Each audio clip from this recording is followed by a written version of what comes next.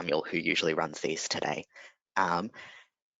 I just will give it a couple more moments while people join, but just letting you know that there's some options here you'll be able to see on the screen that you might need to adjust so that you can hear the audio.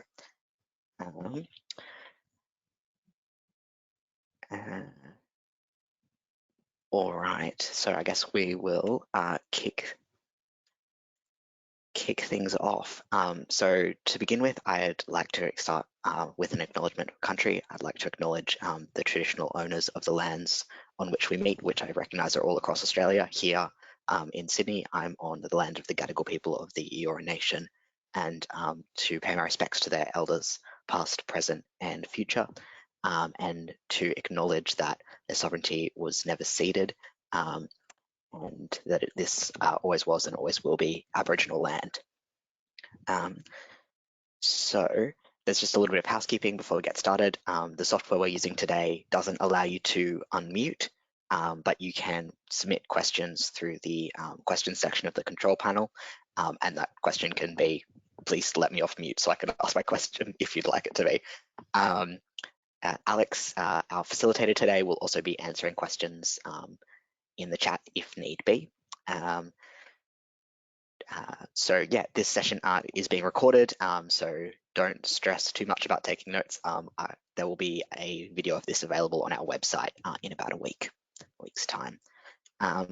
So today's session is about customization. It's about making class yours, making it your own. Something that is said a lot about class is that one of the really strong features that it has is its ability to be customized and to be customizable. There are a lot of things you can change or alter to make them work exactly the way your center wants to use them. But learning how to do that is a little bit complicated and tricky. So I guess that brings us to where we are here today.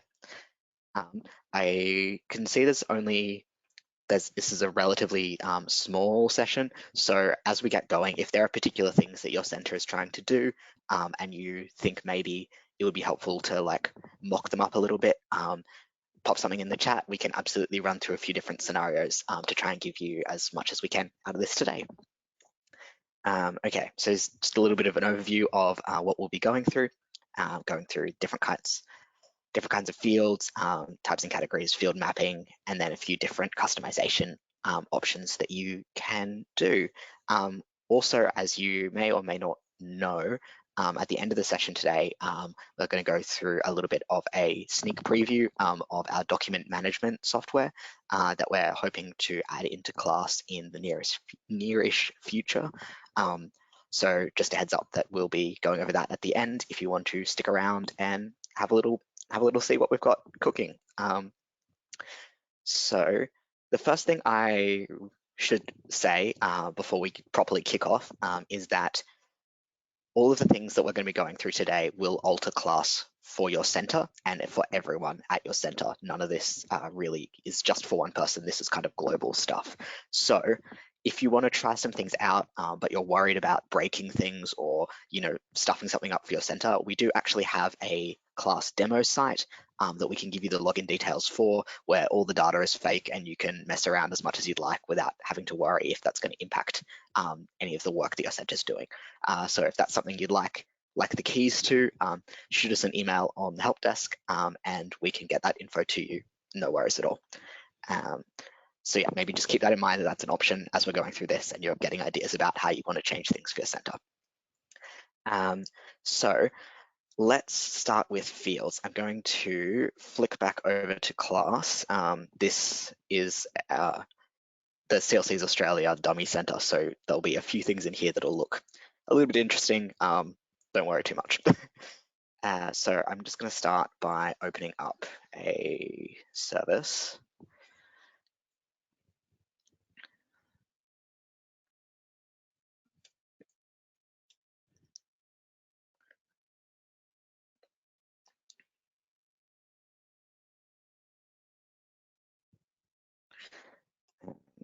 Cool.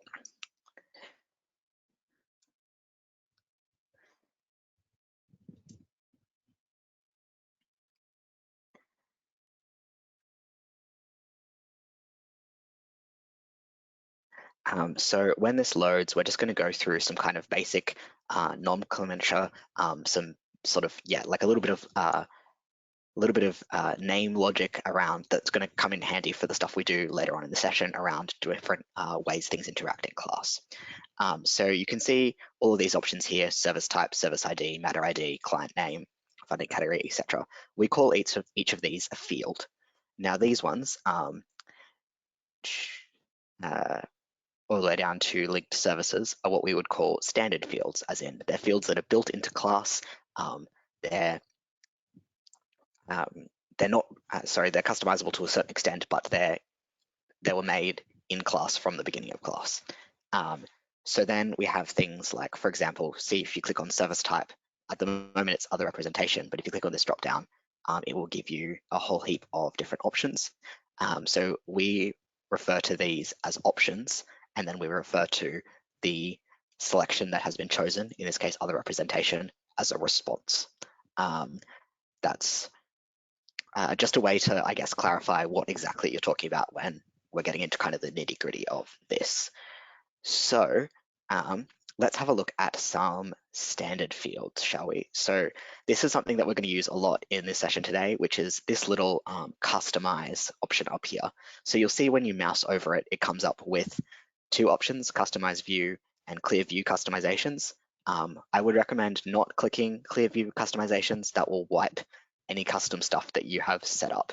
Instead, I would recommend just clicking on the customize button itself and ignoring the drop-down menu.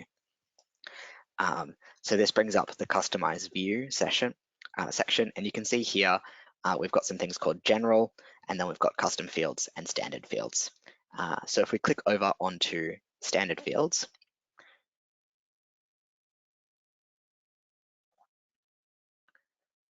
and we wait for it to load.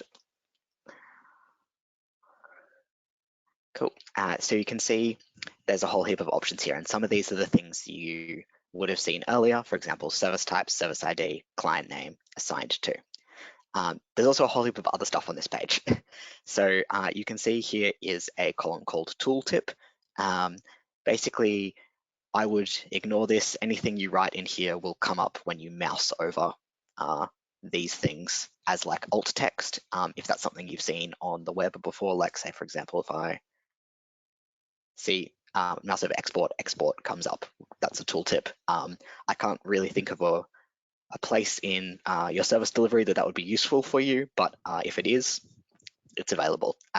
What is more interesting to us are these two columns here called required and hide. So standard fields, most standard fields, can either be made mandatory or hidden depending on whether or not they're relevant or necessary for your center.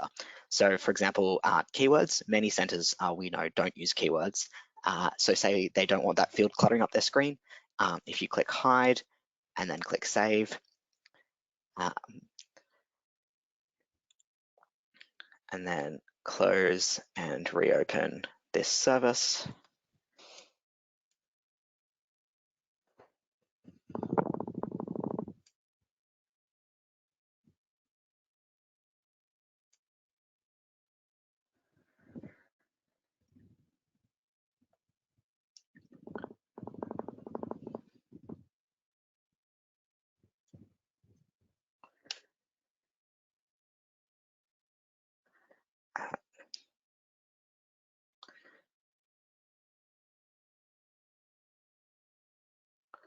You'll see when it's finished loading.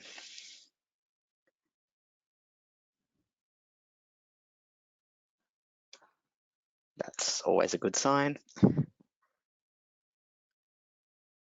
Um, um,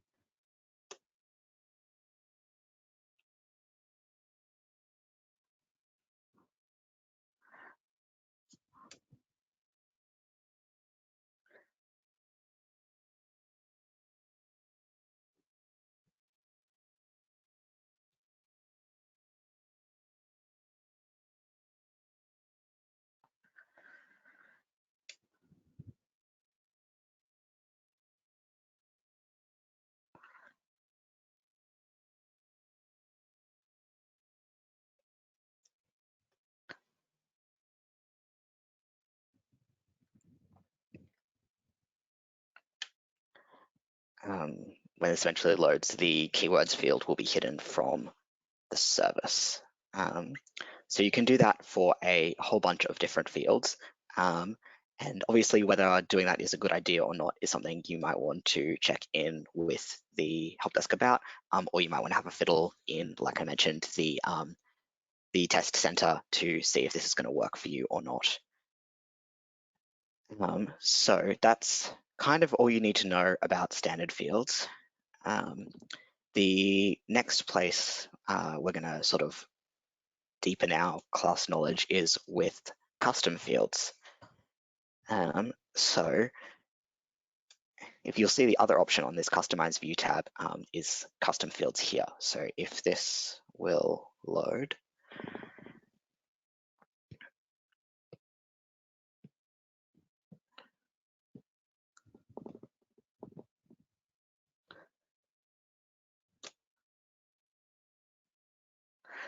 so you'll see our center is pretty heftily populated with custom fields, and they're pretty many and varied. You can see we've got 5 pages worth down here. So when you go to, the way to create a custom field is just to click new, and when you mouse over it, you can see there's 2 options here for new group and for new custom field.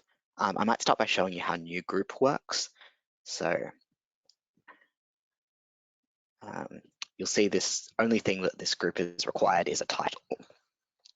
So if we click back over to our service, and so you can see there's different white boxes on this page. So here we've got basic data, then service characteristics, referral, service notes, archive, and then a whole heap of stuff here. So each of these is what we call a group. You can either create a whole new group and put all of your custom fields within that group, or you can create individual custom fields and put them in existing groups. Like, for example, this one here has debt outcomes as part of service characteristics. You can also hide the title if you wanted to just have a blank group that you put some boxes in. That's totally up to you. So we're just going to close that and then have a look at what happens when you select a new custom field.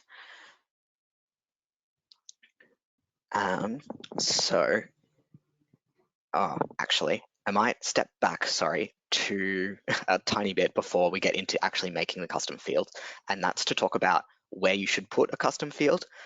So we've jumped straight into the service, but there's also the options to put custom fields on the client. So there's a few different things to take into account when you're trying to decide where exactly in the system you want to set up a custom field.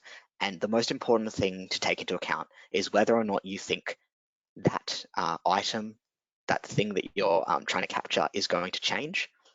So you might know already in class there are some demographic fields that are on the client page and some that are on the service page. And this is because demographics on the client page are things that you're anticipating not to change over the course of a client's experience, like interaction with your service, which could be over their lifetime. For example, their country of birth. I think that's pretty likely not to change. So that would make sense as something to put on the client page. Whereas, for example, on the service page, we have things like the number of dependent children, and the disability status. So obviously some disabilities are unlikely to change over any period of time, but others are likely to change and develop. So we want to be recording that information as it comes up when clients come back for additional services or new services. So that's just something to think about before you get into creating your fields, is taking into account whereabouts you would like to put them. So when we're coming back to actual creation, so you'll see the first thing that it asks for when you want to make a custom field is the group you want to put it in. So like I said, that could be a new group that you've just created for the purpose of putting this stuff in, or it could be for any of the existing groups. So something to note is that new custom fields will appear at the bottom of any existing group, and there's not really any way to change that at the moment. So you might also want to think about that when you're trying to work out where best in this setup to make your custom field. So for now, let's just pop something into basic data. The other thing it will ask you for is a title. I'm going to call this Customize. Just as a bit of a test. So then the next thing to think about is the map type. So for fields on the service page, class offers two different kinds of map type. That means way of controlling where this field will show up. So the first one is service type map type, and the second is problem type map type. So in essence, you might have already picked this up. If you chose service type map type, you'll be able to select which service types this custom field will appear on. For example, say you only want to make this available to your representation services or your ongoing services. So then you could make sure that this field was only visible to them. Or alternatively, if you selected problem type map type, you'll be determining which services this field showed up on dependent on the problem type. So say, for example, this was a custom field to do with family law matters, and so you wanted it to make sure that any family law problem type if any family law problem type showed up, then this field would be visible and available for use. So those are just things to keep in mind when you're determining, how you want to set your custom field up. So I'm going to go with service type map type because I'm just showing you how this works. So then the next thing we have here are these three fields called available for, required for, and show for. Now they kind of work with each other. For the most part, you can just ignore show for. It's kind of a duplicate of available for, and fiddling with it usually only causes you grief. So my recommendation would be just leave it the way it is. But the difference between available for and required for is the difference between whether something is available to be selected or whether it is required, as in mandatory, for that field to be filled out. So you'll notice when you pop something into available for, say I want this available for information referral and triage services, you'll see it auto-fills the rest of these. So if you don't want it to be mandatory for those service types, my recommendation would be to just remove those three by clicking the little white box. So then the next thing we have here is type. And you can see there are a whole heap of different ways your custom field could look. So the first option is a comment or essay box. That will just give you a white box similar to, sorry, if we jump back here.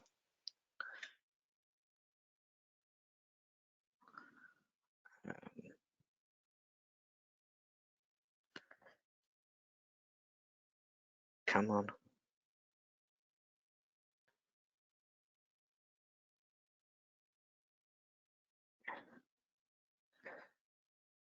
Sorry if my mouse will obey me. We can see here there's a service notes box. And so that's where you would create a box like that. So come back. So that's a comment or essay box. There are a few other service types, a few other types that I'll take you through now.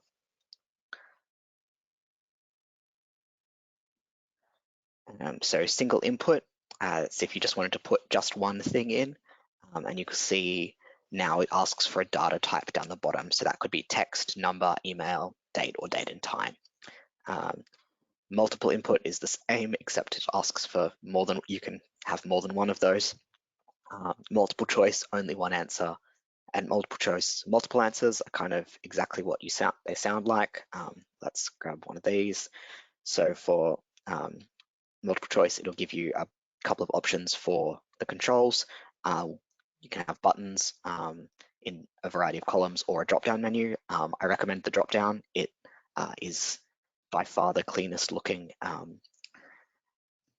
But again, that'll depend on what's going to work for your center.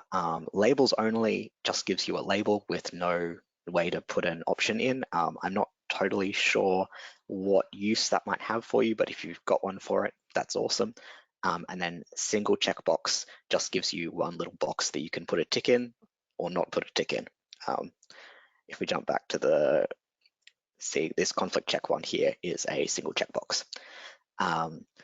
So that's kind of the bulk of those. There's a few more things that might be interesting or helpful for you. So you can see up the top here, there's additional information. There's report column header, and then it says in the fine print, if you can see, leave empty to use title. So this is if, for example, you've got something you want to be called customized here, or it's got like a really long title, but what you want is to be able to get it to show up in some reports or in list view, which we're going to look at in just a moment. And you want that to have a short, snappy title, so that you know what you're talking about, but that the length you're saving screen space. You could put something in here, like for example, C ? And then when you save this, you would be able to drag this into your column headers. I'll show you how that works in just a moment. So you can see here, show in report view is automatically ticked. You want that ticked if you ever want to be able to run a DIY report on this field. And I would say probably if you're making custom fields to collect data, you are going to want to run DIY reports on them. So I would recommend leaving it ticked. If you tick show in list view, that means that in, for example, the search services or the search clients list view, you'll be able to see this custom field and see the results of this custom field. So I might start by showing you that now. So let me just close out of this. No, we don't need to save that. So let's come back to search services, which is where I was a little bit earlier. So you can see there's these three options here: comment, essay box, multiple choice, only one answer, multiple choice, only one answer. These are custom fields. So you can pop there's no data in here because this database has hardly any data in it. But you'll be able to pop your custom fields into your search services or your search clients list view very straight if they have that option checked pretty easily. So again, it's a good old friend, the customize button. And you can see there's a whole heap of options here.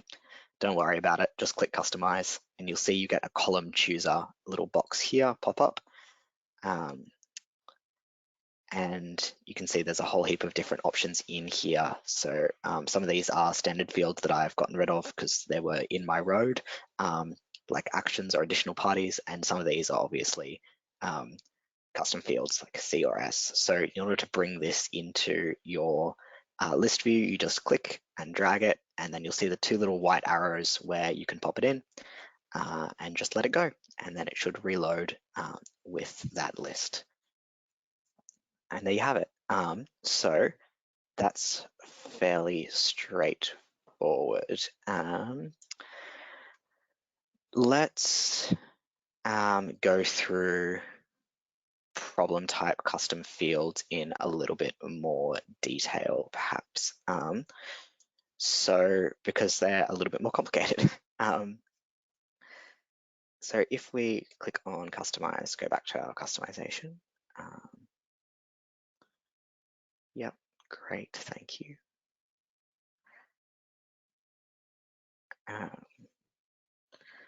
And click on new.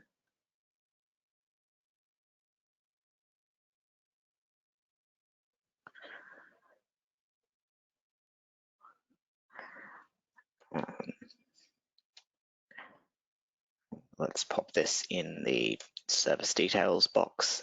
So say, for example, you wanted to capture some data based on the kind of law, the kind of legal issue your clients were having, and say what you wanted to capture was the name of the employer in employment law matters. So you would be making a custom field titled employer name, and we're going to be mapping it for problem type map types, obviously, because we only want this to be relevant when there's an employment law matter. And we want this to be, so now it's come up with a whole heap of problem types. So let's see if we can find employment. We sure can. And we don't want this to be required, so that's all right. And this should be a single input box, I believe, because we just want them to be able to put some text in for the name of the employer. You can set a range, but obviously that's not relevant here because we're just putting some text in rather than trying to get a particular result. This doesn't need to be shown in list view. Cool, so we're just going to save and close this. And then we're going to come back to our service, which currently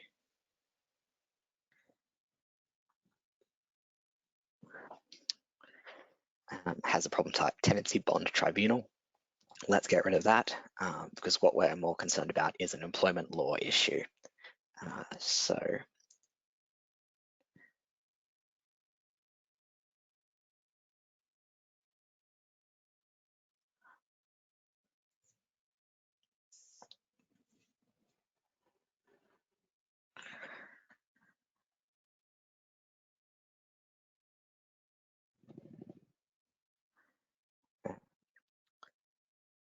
I'll talk to you a little bit about about map types in just a moment.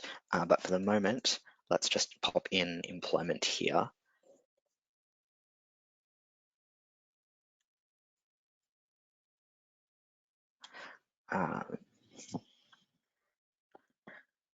To find a employment related problem type, let's go with employment unfair dismissal. Let's select that record.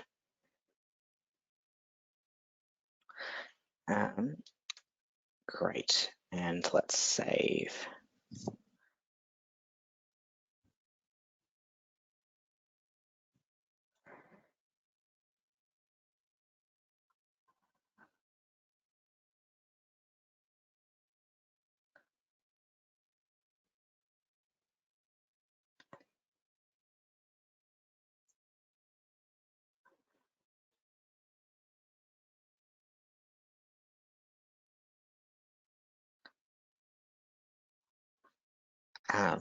Great, all right. Now let's close this.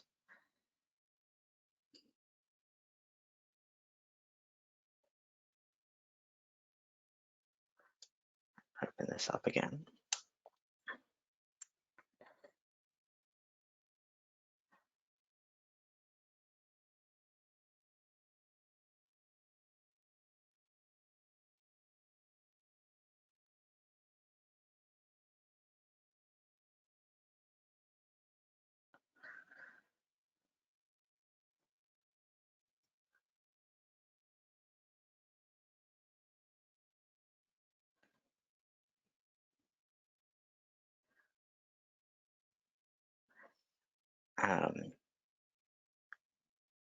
And be able to see under service details, we have our employer name field just here. Yeah, that kind of goes through how you would set something up if you wanted it to display for a certain kind of problem type. If you want your custom fields to be relative rather to the kinds of legal issue your clients have. So I might, so the other thing I wanted to quickly mention is that we have brought some new custom field capacity into class I think it was a couple of months ago now, which is that you can now also include custom fields on actions and on additional parties. Now, the process for doing that is basically exactly the same. It's just a matter of going to the action, opening the action,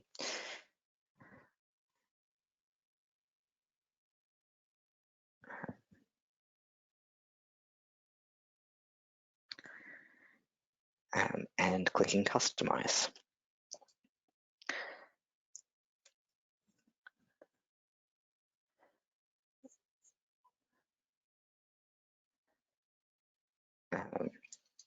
So you can see here, there's a custom field tab like you would expect on a service or a client.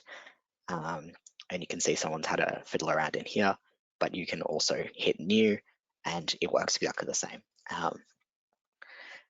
So that's the way you could record custom information on actions or on additional parties. It works exactly the same. Just open an additional party, click on Customize. So yeah, as it's kind of all exactly the same. If anyone has any questions or wants me to go through any of that in any more detail, maybe pop that in the chat. And actually, maybe this is a good time to ask Alex if there are any questions I can answer at this point. Hey Ollie, no, there's no questions at the moment, but if anybody has a question, please feel free to do so in the questions tab of your GoToWebinar screen. All right, cool. In that case, I might move on a little bit from custom fields because I think I've told you everything you need to know about them, and move on a little bit to some other parts of class that you can use to customize how things work for you. So let me close a few of these tabs.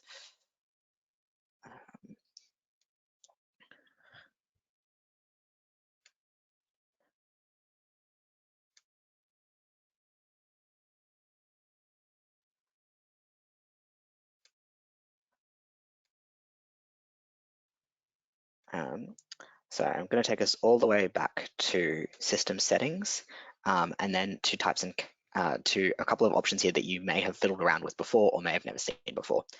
So the first one of these is types and categories. So if you click on this, it's going to open a whole heap of a real big screen. So basically, pretty much every standard field in class has options from which you can select a response. Like most things are drop-down options, and wherever those drop-down options exist, there is a corresponding type in types and categories. So some of this stuff will seem pretty straightforward, like Aboriginal and Torres Strait Islander status, um, address type. But then there are things that might seem a little bit less clear to you, like activity nature type or activity type.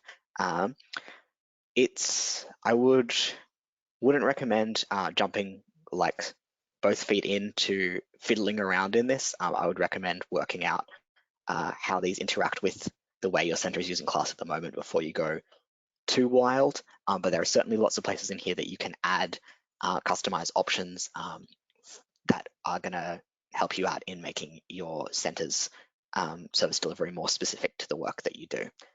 So for example, I'm going to start with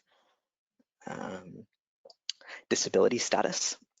So I think disability status we've already mentioned in this is something that appears on the service screen, and it's a multi-select option. So that means you can select multiple options. You'll see here, there's a whole heap of different things available here, and you'll also see this option called parent. So for every one of these many types that are in class, there are some preloaded parents that are things that were either brought across from Silsys or that were decided as the standards, the standard options that should be available at the time class was created. So those obviously were created at a point in time, and they might not still be relevant or perfect or the most useful way to describe things for your center, which is where customization comes in. So we can see there's a whole heap of stuff that's been added in here already. And maybe I want to add a subset of physical for wheelchair user. And so you could do that by clicking on new.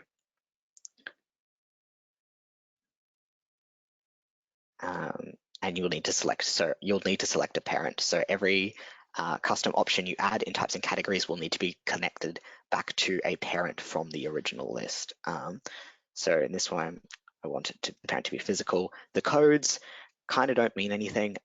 They're a little bit left over from Silsys, and they're a little bit kept around because some people who do data entry really like them. Like say you're using the same code over and over again.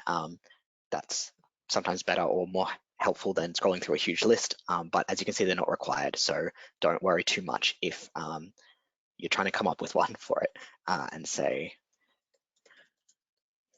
I've just created wheelchair user. And then again, you just hit save and close. or save a new if you want to add multiple options. And then once you've saved them, these options will be available in the drop-down menu, for disability status, or whatever the type that you're adding things to is. So that's about parents. There's also a few other things you can do on this. I'm not going to save this because we don't need any more.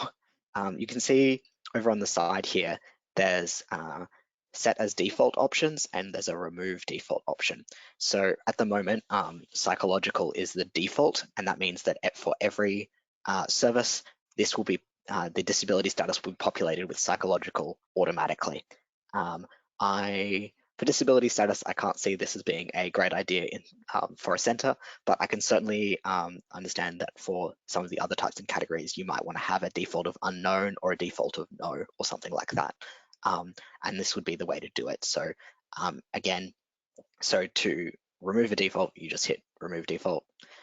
And then once this has had its thinking, you can see set as default then becomes an option. And so then by clicking set as default, you'll make that the default option for anything in that list.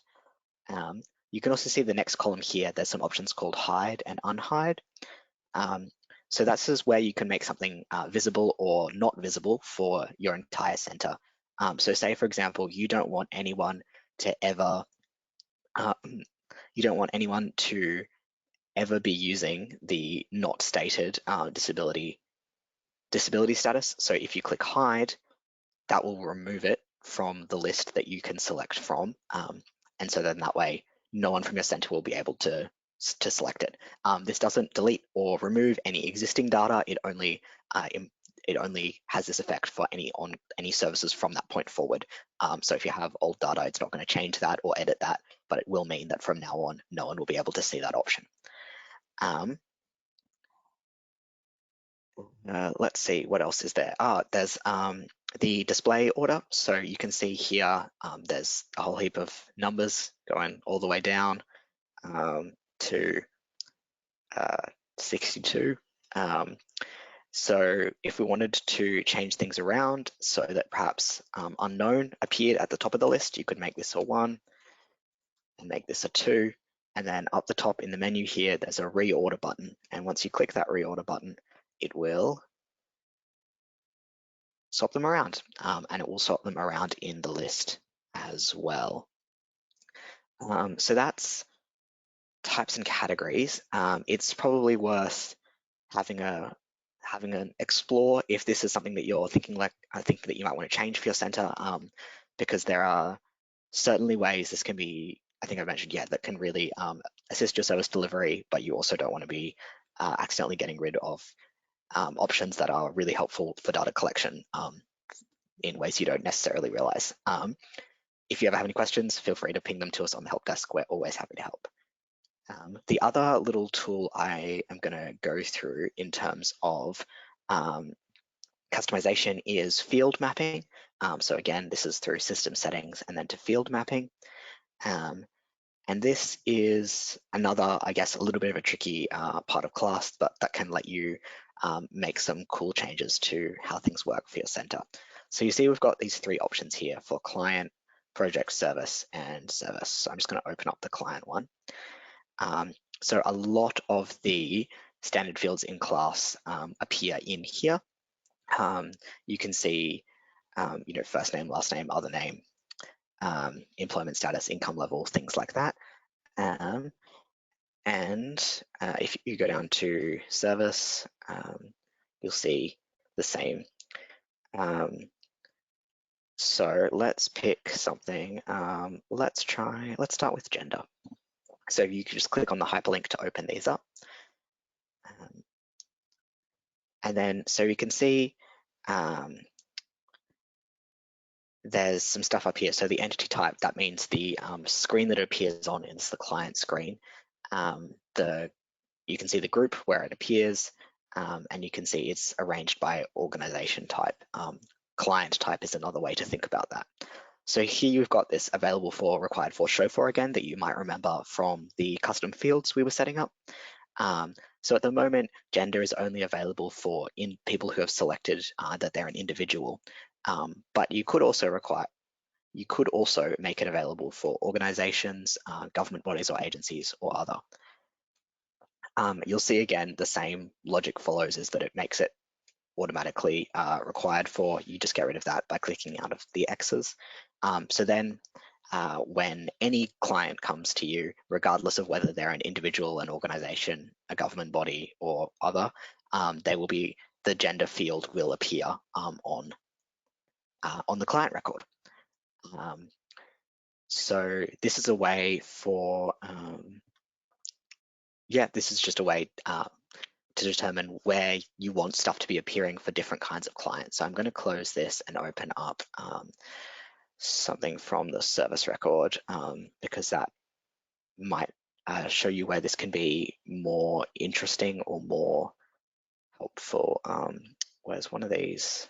Yeah, okay, here we go. Priority is a really interesting one. So at the moment, priority is by default only available for triage clients, and it's required for triage clients. But perhaps your center doesn't use triage, so you just wanted to no longer make it available, or maybe you've been thinking about implementing priority status across your service delivery and using that to kind of point out which services need more attention than others. So you could do that by clicking into this available for box, and you'll see all the other service types are available through here for you to select.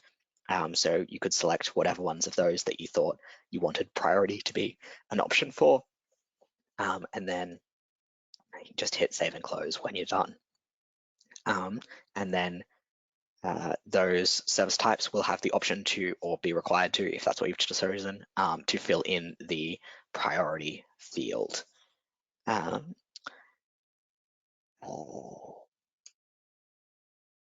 Yes, so yeah, you can also, this might seem obvious, but I'm just going to say it really explicitly. If you put things in the required for, they will be made mandatory. So if you want everyone to have to fill out the priority type for every single service, or for, say, information referral and triage services, you would just need to do that and then hit save and close, and that would make that field mandatory. Yeah, the only other thing I'll mention, I guess, about field mapping is that a lot of these don't have names that are immediately make sense. So if you have questions about anything, again, please hit us up on the help desk. We're super happy to try and find the right field for what you're trying to do, or find out what a field does for you. We seem to be chugging along. There are a couple of things I wanted to go through, but I thought I would check in case there are any questions. Thanks, Ollie. No questions yet, but if you do have some, please let us know. Also, if you'd like to come off mute, we can arrange that if you want to ask your question live. All you need to do is just hit the raise hand button, and I'll invite you to come off mute. Awesome, thank you, Alex. We have chugged through the vast bulk of stuff I was going to go through. There are a few more little things I'm going to flesh out now. But if anyone has something that they're trying to set up for their center that they don't totally know how to do, and want to take the opportunity to workshop it a little bit, I'm super happy to do that. So just pop it into the questions or raise a hand. In the meantime, I'm going to move on to action types. So let's come back to a service.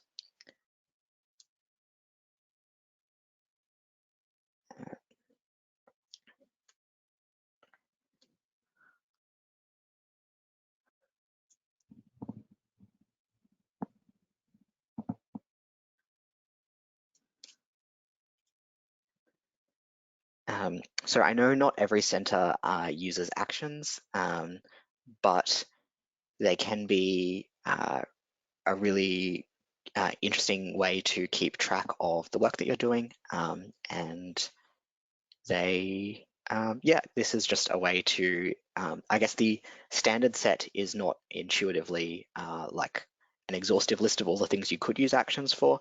So this is something we often say to centers, this might be a good way to better record what you're doing or like the work that happens that isn't directly related to the service.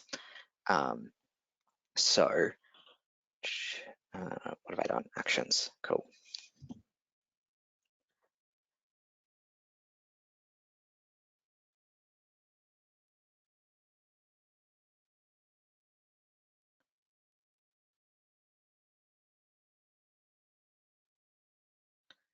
Um, so we can see that this service has two actions, and if we wanted to create a new one,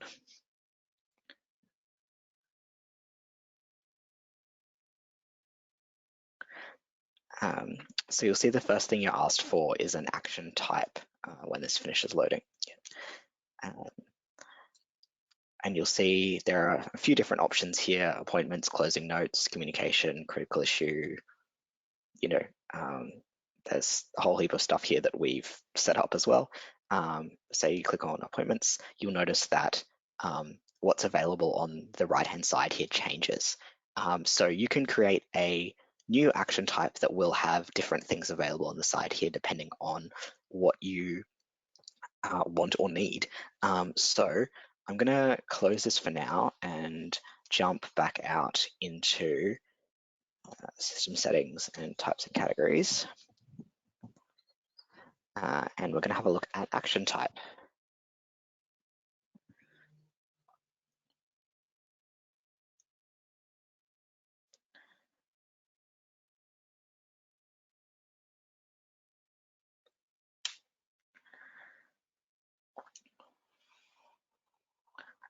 So you can see there's some default ones, and you can see there's some other stuff that we've added in here.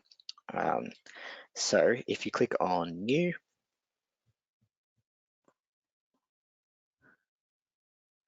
you'll see it asks for a parent, and that's one of the default options. So you can choose something like, say, appointments, and this is, we're going to call it a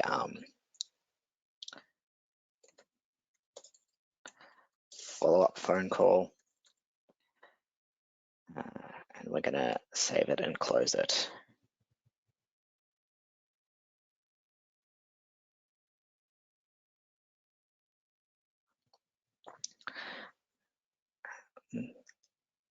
And so then if we go to field mapping,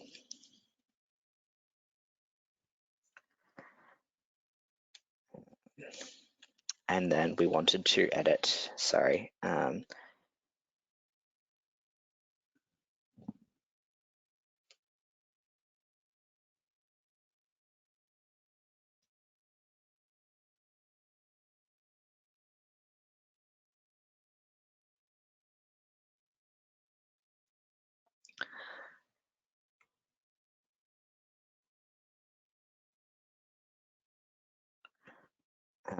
okay, say for example, we wanted the supervisor field to appear on the on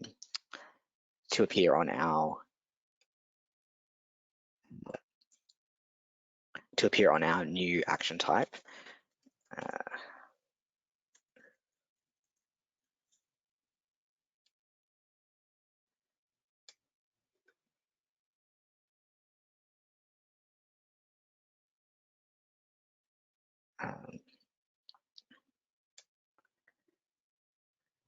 This,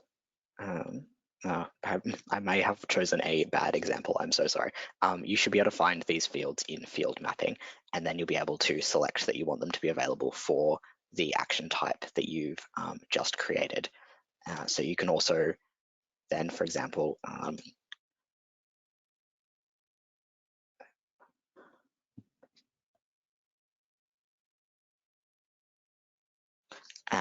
say you wanted to create a custom field for your follow-up phone call that asked if the follow-up phone call was complete. You could go into customize to custom fields.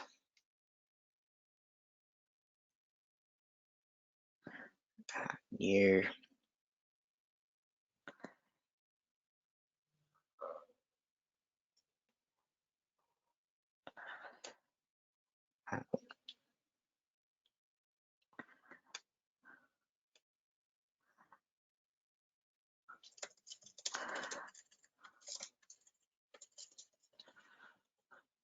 Complete action type, map type, make it available for appointments because we used appointment as the parent. We're going to make it a single checkbox. I'm going to save it and close it.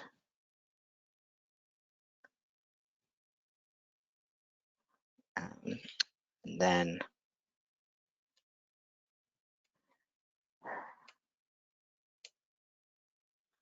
so create a new action.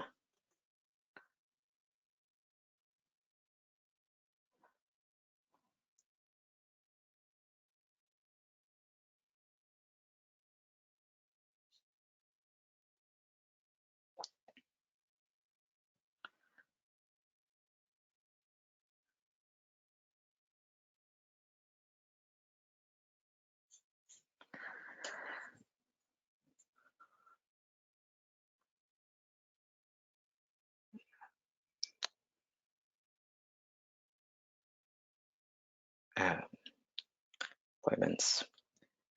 You can see follow-up complete is down the bottom here. Cool. So something else to go through really quickly is we've kind of already covered this, but something that we get questions about reasonably often is whether or not things can be made available at triage.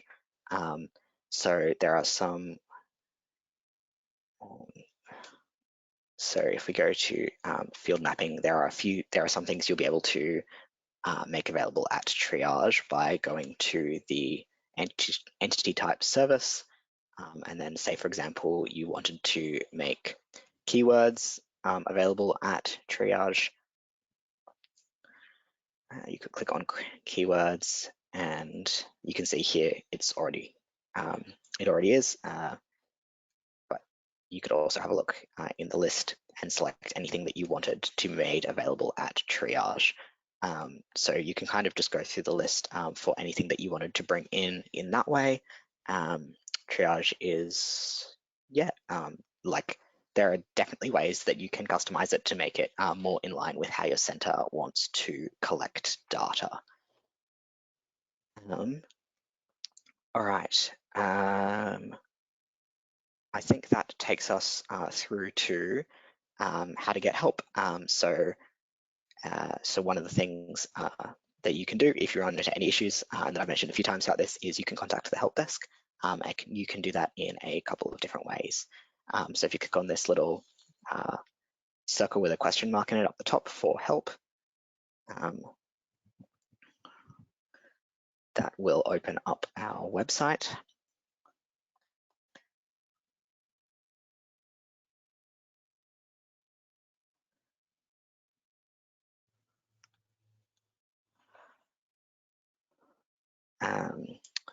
And you can click on our portal, or you can send us an email to the email address down here. Both get to us equally well. But if you click on the portal, just in case anyone hasn't seen it,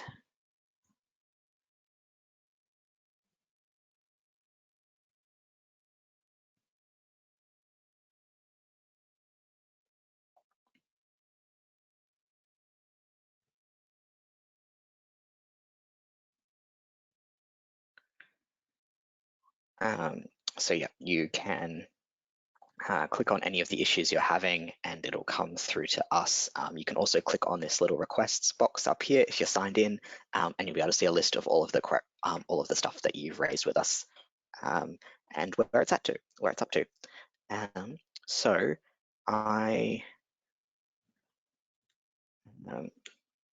sorry, I've just realized I've completely neglected this PowerPoint. Apologies for that, but I think we've covered everything there. I just wanted to check in if anyone wanted to have a quick break before we jump into the DMS demonstration. So Alex, I think there's a poll, if you wouldn't mind.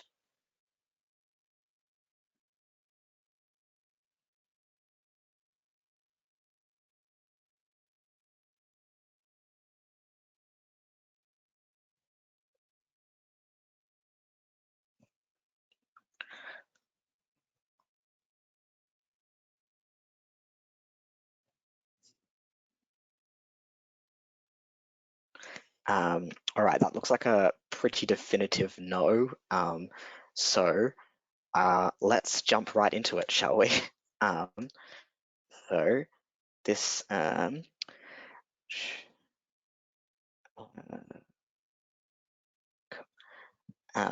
sorry, let me just find my screen. Okay, so sorry,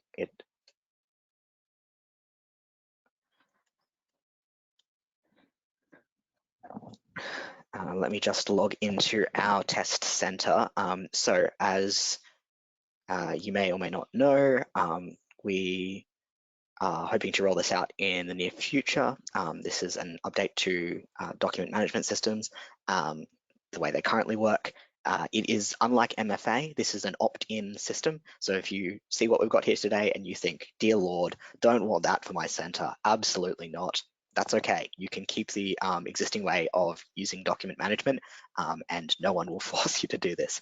But we're also really interested in your feedback. So if there are things that you see and you go, oh, that's not going to work for me, or I absolutely love that, how can we have more of it? We would love for you to let us know, because obviously we want to give you the best product that we can, so that you can do the best work that you can do. So signed into our test center. There are a few things that might look a little bit weird because this is a test environment, but I don't think anything that will stand out too much. Sorry, I'm trying, I'm conscious that I'm trying to show you what this looks like and that I also have a whole bunch of sort of bits of information I feel like I need to throw at you to preempt questions. But if you have any questions, please put them in the chat, especially things that I haven't answered. So the first thing you'll see that is a bit new and a bit unusual is down the bottom here in your class tab, there's an all documents option. So when you click on all documents, it opens up this little page that has two options, one for SharePoint documents folders and one for SharePoint documents tab. I'm going to click on the documents tab.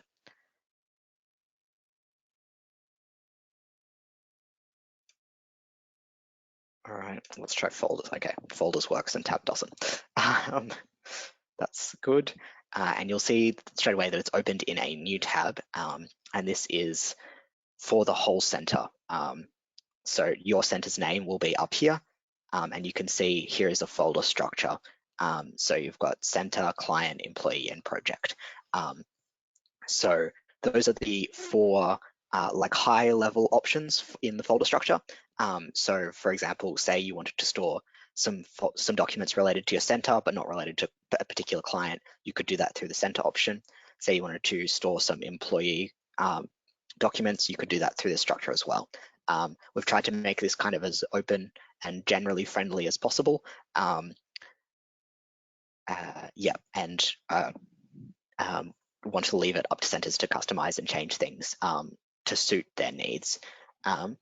So that's the high level thing. And again, you can click through. So for example, I can click into client, and this has a list of the 3 clients that this center has. And then if we click into a client, you can see there's a service. And if you click into the service, you can see here is a Word document that I uploaded earlier. So you can also get to things like that rather than going through the high level breakdown is by going into search clients. Let's just grab all of them. All right, we've just got this one guy. And so this is, I'm sure so far looking pretty much the same as you would expect it to, using class the old way. And you can see here there's a documents tab as you would expect there to be in class. And this has the same sort of screen, open SharePoint folders, open SharePoint documents tab. So if we click on the open SharePoint folders, it will open up directly to the client. This client doesn't have anything in there, but say we wanted to upload some stuff. Let's click on Upload, Files. I'm sure most of you have used SharePoint, but it's just, let's put some absolute nonsense in here. What have we got? Sorry to interrupt, Ollie. We've Yeah. just had a little bit of feedback that the screen is a little bit small. Just wondering if there's a way that you could either zoom or increase size. Yeah, sure. Give me a second. Sorry.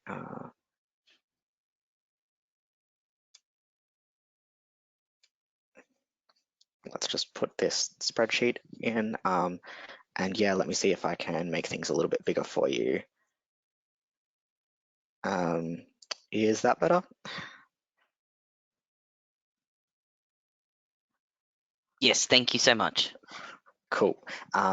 The only thing is this has kicked me into mobile view, so I might not be able to do everything, but that's all right. And so then if you open something like this, it just opens, it opens Excel. If it was a Word document, it would open a Word document. And then you can edit the way you would ordinarily want to.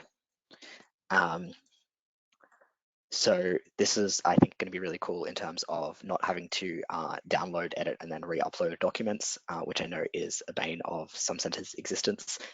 But let me, cool. So you can also manually create folders by clicking this new and then creating a new folder.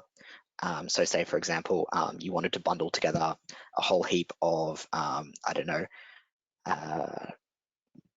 emails. You could do that and then pop all the emails in there within each client. So there's that. With client merge, all the documents on the client that you are merging will come across to the client that's being merged into. That's been tested and works. Let me see what other bits and pieces I can tell you. So this is if your center already uses SharePoint, this is a separate SharePoint instance, so it won't overwrite anything that you've already got. However, you can connect the two and bring documents across to this one, if that's going to help you. In terms of in terms of permissions, the class permissions flow through to SharePoint for document permissions. So if you can see it in class, you'll be able to see it in SharePoint. If you can't see something you should be able to see in one of those places, let us know.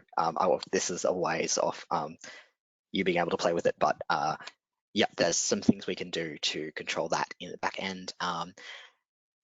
Yes, okay, so you can see it opens for me in a new tab because I've set up that as the preference that I want. So if you go, you can also make it open in a new window if that's going to work better for you. So you can do that by going to your name up the top here and going to Account.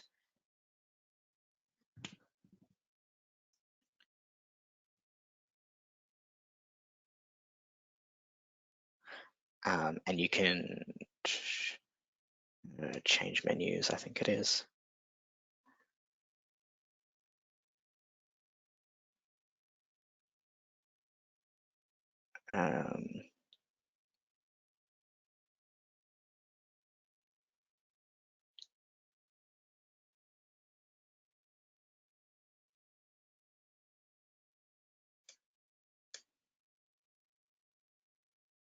Document tab preference, sorry, I rolled right past it. You can see the options here are for new tab or new window or center default. So if you click on new tab, it opens in a new tab. If you click on new window, it opens in a new window, but I have to close a bunch of stuff to make that change, so I'm not going to do that.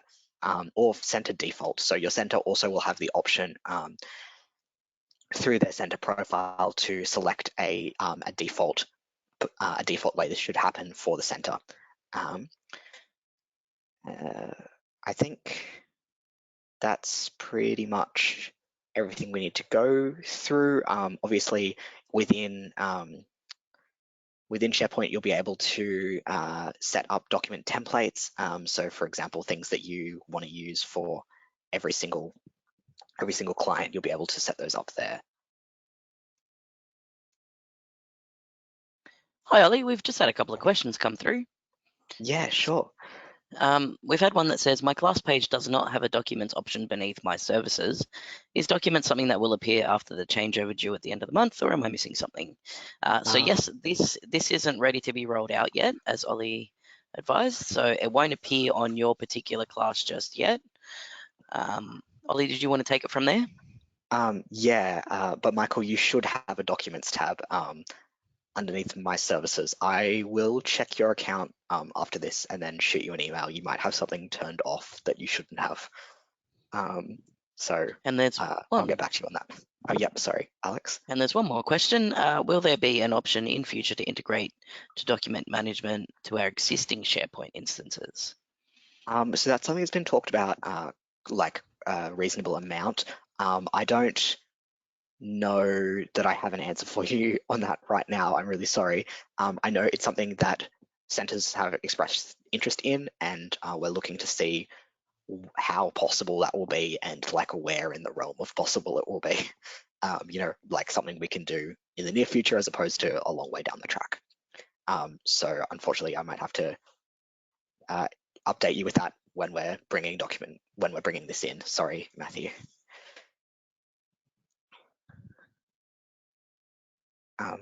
Does anyone have any other questions? Because I think I've covered everything I wanted to show you that we were doing. If there's anything you want to see, anything that you, I don't know, any feedback that you have on DMS.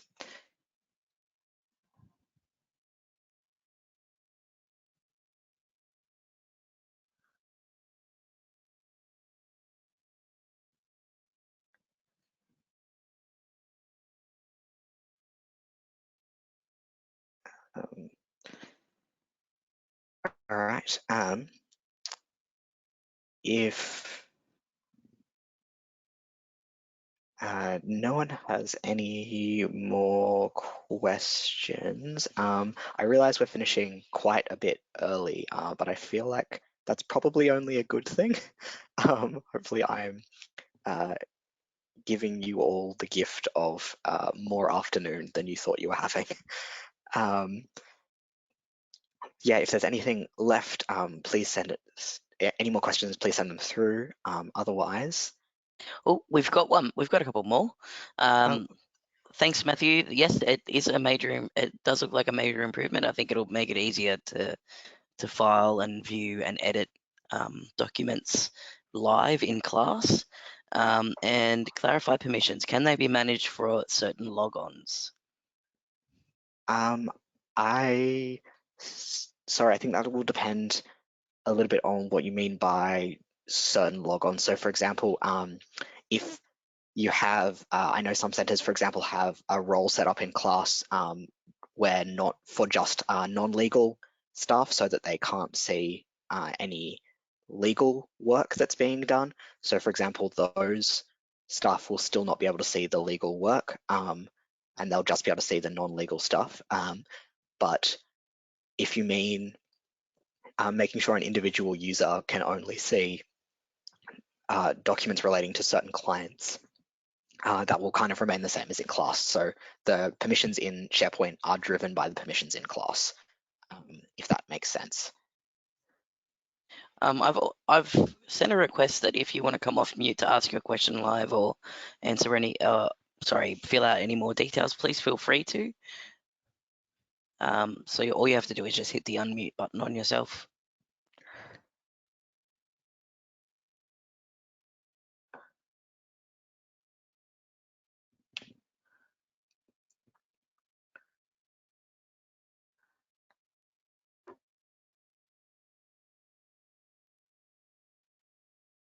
Um, Does anybody else want to come off mute and ask a question?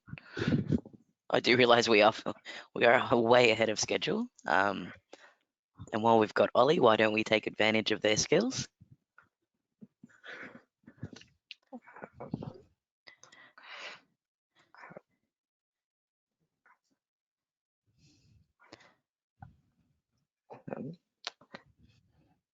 Right. Well, if no one's going to ask me to extend some VPNs for them, then I think we're pretty much done. Again, like we are really keen for feedback on DMS. So even if you don't want to say it now, if you want to go and think about it or anything like that, like abs, please shoot us a message if there's things you hate, things that you really love. We want this feature to be a really great tool. And so while we have the chance to develop it, we'd like to develop it in ways that are going to make your lives better. So yeah.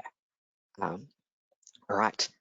In that case, thank you all so much for joining me for training this afternoon. I really hope you've gotten something hopefully useful out of it. Shoot us a message at the help desk if there's anything we can do to make your lives better. And enjoy the rest of your afternoon. um, Thanks everyone for joining us, and thanks for the awesome feedback.